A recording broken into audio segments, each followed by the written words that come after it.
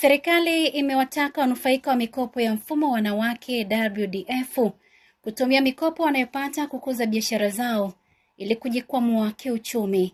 Naibu Katibu Mkuu Wizara ya Maendeleo ya Jamii, Jinsia ya Wanawake na Makundi Maalum, Felista Mdem, ametoa wito huo mkoani Dodoma wakati akifungua hafla ya utoaji wa mikopo na mafunzo kwa wanawake wajasiriamali waliokidhi vigezo za kuidhinishwa mikopo.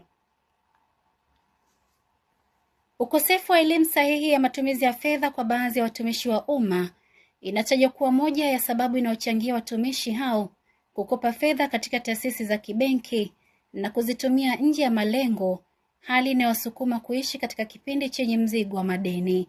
Katibu wa Chama cha Wafanyakazi wa Serikali za Mitaa Tanzania TALGO, Johnson Frederick, amesema matumizi bora ya fedha kwa watumishi wa umma ni jambo la kuzingatia.